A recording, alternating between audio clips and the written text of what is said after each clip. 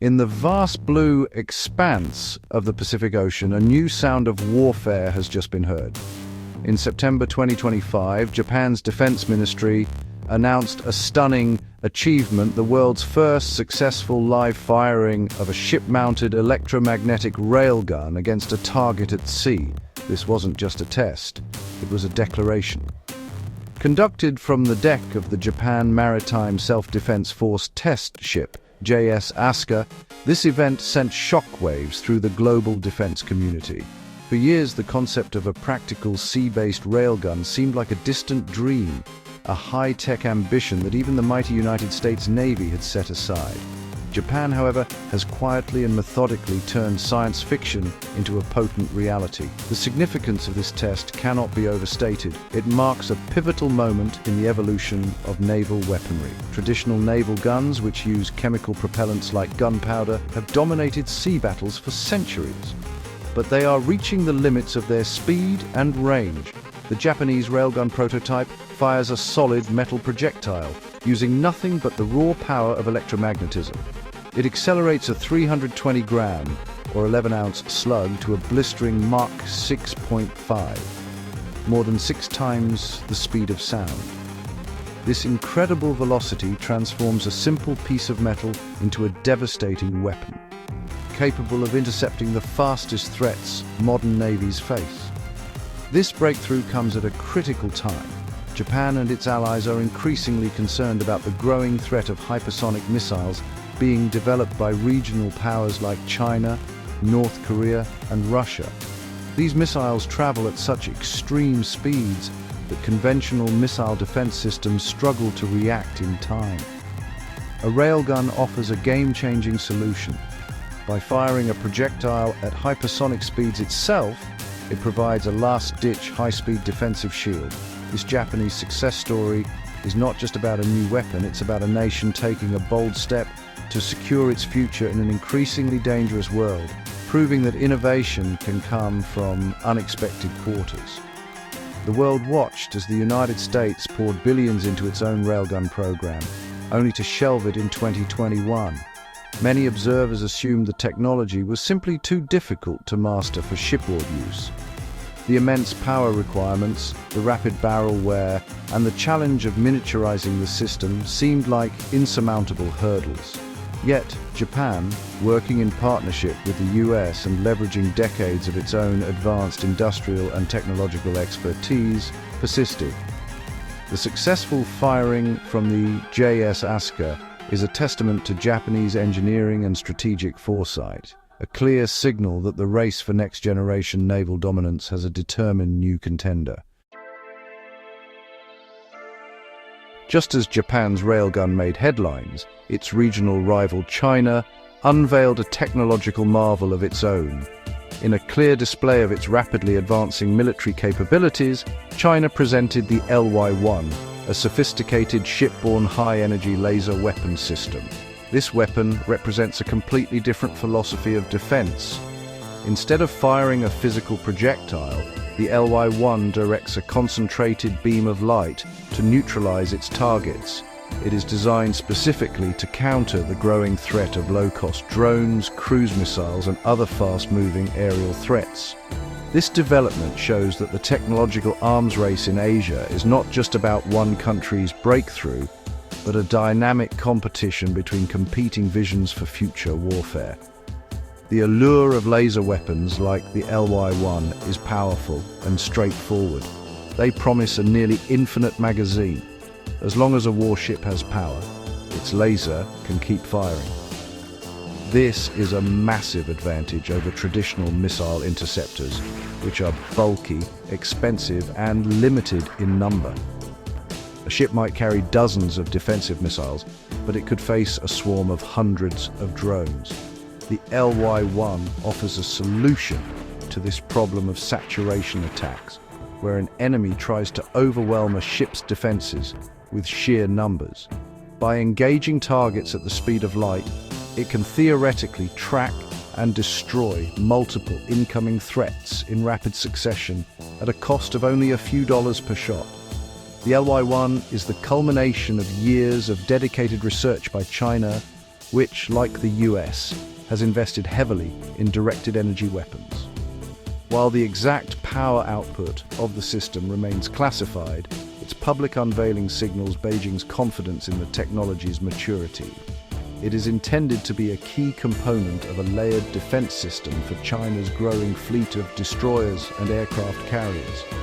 The weapon acts as a high-precision scalpel, capable of slicing through the delicate electronics or control surfaces of a drone or missile from miles away, causing it to fail and fall from the sky without the explosive force of a traditional warhead. This parallel development creates a fascinating strategic dynamic in the Indo-Pacific. While Japan is perfecting a weapon that hurls physical mass at incredible speeds, China is mastering one that projects pure energy. The LY-1 laser represents a formidable defensive tool, a shield of light against the cheap, numerous threats of modern conflict. It highlights China's ambition to not only build the world's largest navy, but also to equip it with the most advanced technology possible, ensuring its warships can survive and fight in the complex, high-threat environments of the 21st century. The stage is set for a contest between two radically different yet equally revolutionary defensive technologies. At its core, a railgun is a deceptively simple and elegant concept, one that replaces chemical explosives with the fundamental force of electromagnetism. Imagine two parallel metal rails, each connected to a massive power source.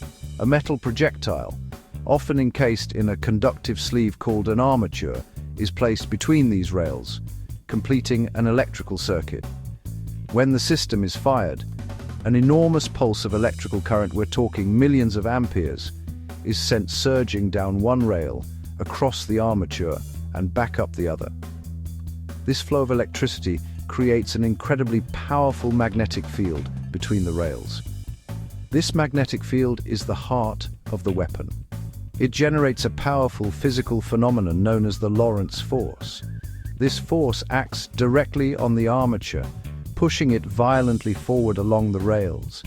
The acceleration is almost instantaneous and absolutely immense.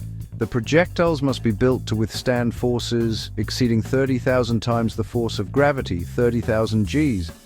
To put that in perspective, a trained fighter pilot can only handle about 9 Gs for a few seconds. This extreme acceleration is what allows the railgun to launch a simple, non-explosive slug at hypersonic speeds, far faster than any conventional cannon. The projectile leaves the barrel as a pure kinetic energy weapon. It carries no explosives of its own. Its destructive power comes entirely from its mind-boggling speed. A solid metal slug traveling at Mach 7, 7 times the speed of sound, carries so much kinetic energy that upon impact, it can tear through hardened steel as if it were paper. This makes it incredibly effective against armored targets, ships, and even fortified bunkers on shore. Against an incoming missile, the sheer force of the impact is more than enough to obliterate it completely without needing a complex and expensive explosive warhead. The key ingredients for a successful railgun are power and materials. The system requires a colossal amount of electrical energy. Japan's prototype currently uses 5 megajoules per shot, with a goal of 20 megajoules. Storing and then releasing this energy in a fraction of a second is a monumental engineering challenge. Furthermore, the immense heat and friction generated during firing can rapidly erode the rails, limiting the weapon's lifespan. Japan's success suggests it has made significant progress in developing advanced materials and power management systems that can withstand these brutal conditions, paving the way for this revolutionary weapon to finally leave the lab and enter the fleet.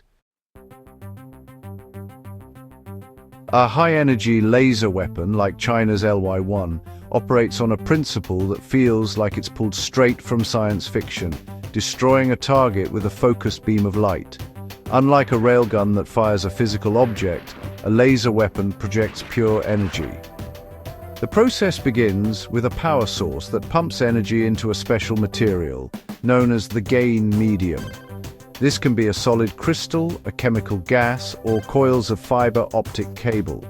This pumping process excites the atoms within the medium to a higher energy state. When these atoms fall back to their normal state, they release particles of light, or photons. These photons are then channeled into a beam. Inside the laser, mirrors bounce the photons back and forth through the gain medium, stimulating other excited atoms to release more photons that are perfectly in sync, all traveling in the same direction and at the same wavelength. This process, called stimulated emission, rapidly amplifies the light into a powerful, coherent beam. This beam is then directed by a series of precision mirrors and lenses that focus it onto a distant target. The entire system is controlled by sophisticated tracking and targeting computers that can lock onto a fast-moving object and keep the beam fixed on a specific spot. When this intense, focused beam of light hits a target, it doesn't cause an explosion. Instead, it rapidly transfers thermal energy, heating the surface of the target to extreme temperatures in a matter of seconds. Against a drone, the laser might be aimed at a controlled surface like a wing or tail, causing it to melt and deform, sending the drone into an uncontrolled spin. Against a missile, the beam could burn through its thin metal skin and damage the sensitive guidance electronics inside, or even heat the explosive warhead to the point of failure. The effect is precise and almost instantaneous as the beam travels at the speed of light. The beauty of a laser weapon lies in its surgical precision and speed. There is no travel time to account for. The moment it's fired, the energy hits the target. This makes it an ideal weapon for countering highly maneuverable threats. However, the power of the laser is not unlimited. The beam can be weakened or scattered by particles in the atmosphere, such as rain, fog, or even smoke and dust. This phenomenon, known as atmospheric attenuation, is the laser's primary weakness. Despite this limitation, the ability to engage targets instantly with a deep, rechargeable magazine makes weapons like the LY-1 a transformative addition to any modern warship's defensive arsenal. The contest between Japan's railgun and China's laser is honestly a classic clash of military philosophies. It's the unstoppable force versus the instantaneous strike. Each weapon system brings its own unique set of strengths and weaknesses to the naval battlefield, making them suited for, different roles. The railgun is really the ultimate expression of kinetic power. Its primary strength lies in the sheer destructive energy of its projectile. A solid metal slug traveling at hypersonic speeds carries immense momentum, making it incredibly difficult to stop and just devastating upon impact. Unlike a laser, its effectiveness isn't diminished by bad weather. A railgun slug will fly through rain, fog, or clouds with almost no loss of energy. This makes the railgun a more versatile weapon. Beyond missile defense, it can actually be used for naval gunfire support against shore targets, for anti-ship warfare, and even potentially as an anti-aircraft weapon against high-flying jets. The low cost per shot is another huge advantage. While an interceptor missile can cost millions of dollars, a railgun projectile costs only a few thousand, allowing a ship to carry hundreds or even thousands of rounds. This deep magazine is really critical for fending off the kind of saturation attacks expected in a future conflict. However, the railgun's weakness is its speed. While incredibly fast, the projectile still has a travel time, which must be calculated for engaging maneuvering targets. On the other side of the spectrum is the laser weapon, a master of speed and precision. Its greatest strength is its ability to engage targets at the speed of light. There's no need to lead a target. You simply point and shoot.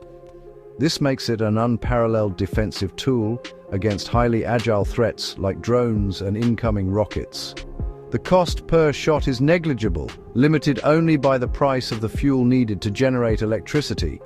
This gives it the infinite magazine that commanders dream of, perfect for dealing with low-cost swarm attacks. The laser is also surgically precise, able to disable a target without causing a massive explosion that could lead to collateral damage. However, the laser's power comes with significant limitations. Its beam is fundamentally a form of light, and like any light, it can be absorbed and scattered by particles in the air. Heavy rain, thick fog, or battlefield smoke can drastically reduce its effective range and power, a condition known as bad air. This makes it a less reliable weapon in the often unpredictable maritime environment. Furthermore, a laser beam must remain focused on a target for a few seconds to burn through it, which can be challenging against very fast or hardened targets. Ultimately, the two weapons are not mutually exclusive but complementary, one serving as a long-range hammer and the other as a close-in precision scalpel. The journey of the electromagnetic railgun has been a long and expensive one, most famously charted by the United States Navy. Starting in the early 2000s, the US invested over $500 million and nearly 2 decades of research into creating a functional ship-mounted railgun. Prototypes were built and tested on land, demonstrating incredible power and potential. The program generated immense excitement, promising to revolutionize naval warfare. However, in 2021, the Navy made the surprising decision to halt funding and effectively shelve the project, shifting its focus toward hypersonic missiles and other directed energy systems.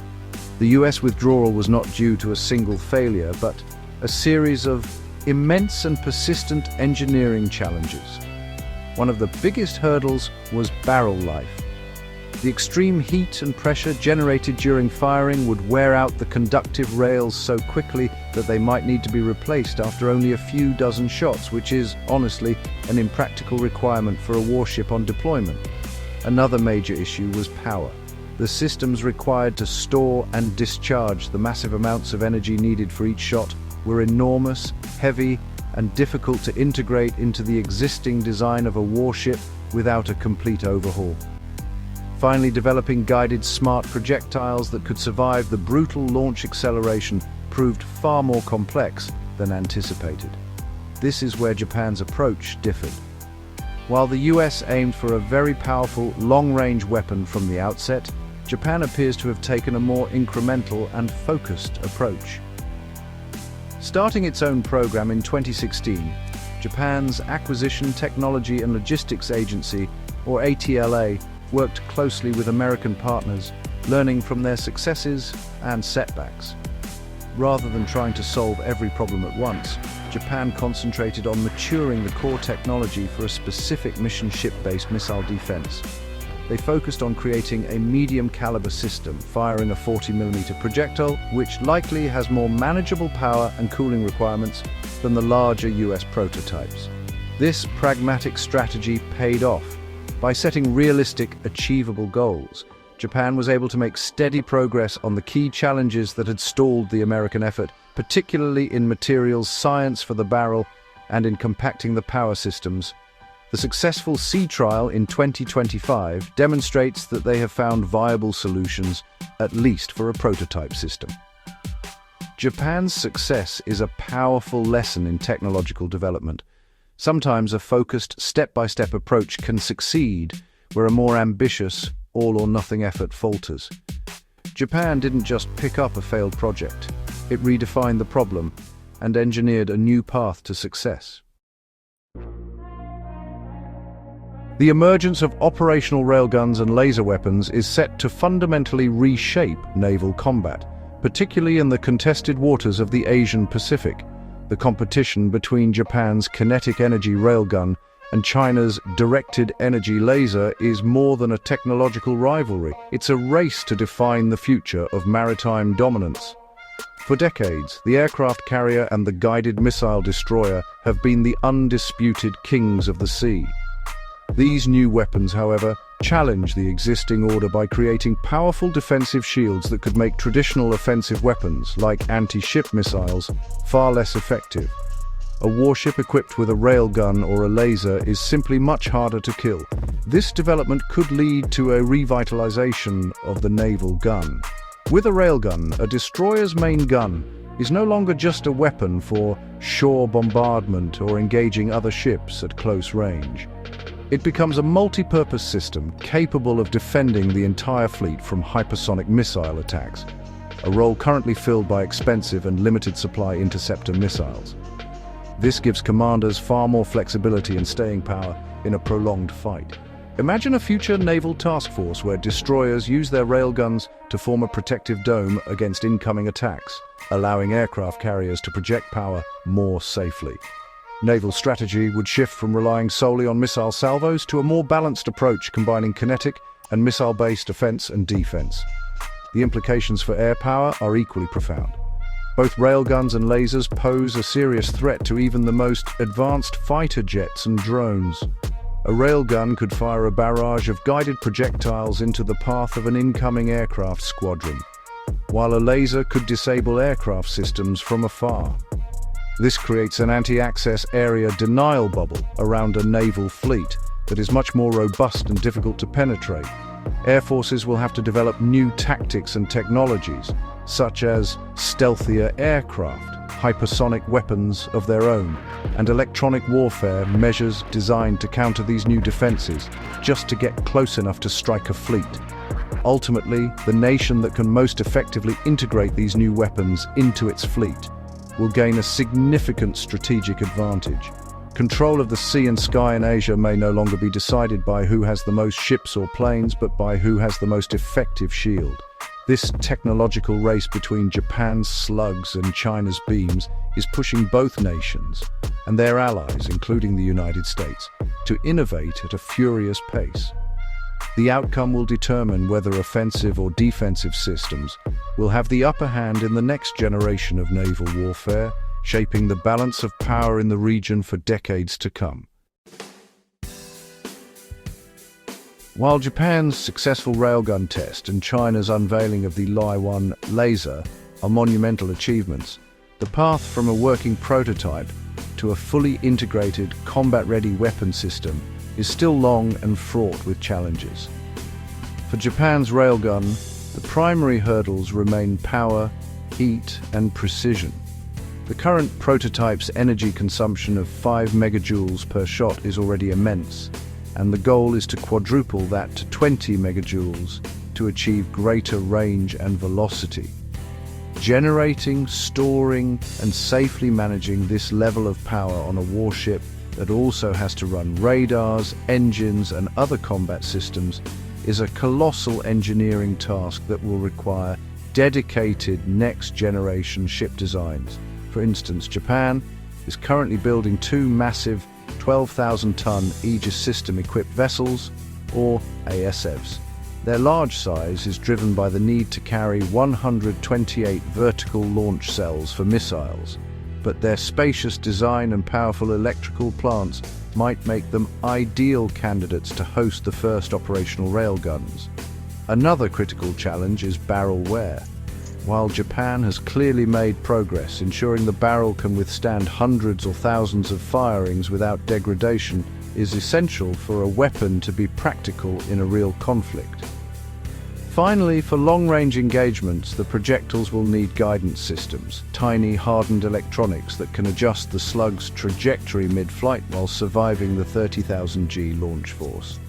China's Railgun laser faces its own set of obstacles. The most significant is atmospheric interference. While perfect for clear days, the laser's effectiveness plummets in the rain, fog, and humidity that are common in maritime environments, especially in the South China Sea and the Taiwan Strait. Overcoming this requires either dramatically increasing the laser's power output, which brings its own heat and energy challenges, or accepting its role as a fair weather system. Another issue is thermal blooming, where the laser's own energy heats the air it passes through, causing the beam to spread out and lose focus over long distances, reducing its power on target. Furthermore, potential adversaries are already developing countermeasures. These include coating drones and missiles with reflective materials that can dissipate some of the laser's energy, or designing them to spin rapidly, preventing the beam from dwelling on a single spot long enough to burn through. For both the railgun and the laser, miniaturization is key. The current prototypes are bulky and require extensive support equipment. Fitting them onto existing destroyers and frigates, which are already packed with sensors and weapons, will require significant redesigns. The journey from a successful test to a standard fleet weapon will demand years of further refinement, integration, and testing. The dawn of the railgun and the high-energy laser has ignited a new and fascinating chapter in the story of naval warfare. Japan's surprising success with its ship-mounted railgun has demonstrated that kinetic energy weapons have a viable and potent future. At the same time, China's development of the LY-1 laser system shows an equal commitment to mastering the power of directed energy. These two revolutionary technologies, one hurling mass and the other projecting light, are poised to create powerful defensive shields that could change the strategic calculus in the seas of Asia and beyond. But the question remains, which weapon will prove more important? In the immediate future, the railgun likely holds a slight edge in terms of versatility and reliability. Its ability to function in all weather conditions gives it a crucial advantage in the unpredictable maritime environment. Its raw power is not just for defense. It can be used offensively against ships and land targets, reviving the role of the naval gun as a decisive weapon. The railgun's deep magazine and relatively low cost per shot provide a practical answer to the growing threat of hypersonic missiles and saturation attacks, a problem that keeps naval planners up at night. It is a workhorse weapon, a brutal and effective tool for a wide range of scenarios. The laser, however, represents a more futuristic and perhaps ultimately more transformative technology. While currently limited by atmospheric conditions, its potential is immense. As power generation becomes more efficient and beam directing technology improves, lasers will become more powerful and resilient. Their speed of light engagement and deep rechargeable magazine make them the ultimate defense against the low-cost drone swarms that threaten to overwhelm modern fleets. The laser is a weapon of precision and endurance, a scalpel capable of performing defensive surgery at an astonishing rate. It is the perfect counter to the cheap, numerous threats of tomorrow. Ultimately, the future of naval dominance will likely not belong to one weapon alone. The most powerful fleets will be those that successfully integrate both. Imagine a warship equipped with lasers for close-in defense against drones and missiles, and a railgun to handle long-range hypersonic threats and heavily armored targets. This layered defense, combining the instantaneous strike of light with the unstoppable force of a kinetic slug, would create a vessel that is incredibly difficult to defeat. The race between Japan's railgun and China's laser is not just about a single winner. It's about pushing the boundaries of what's possible and forcing all modern navies to adapt or be left behind.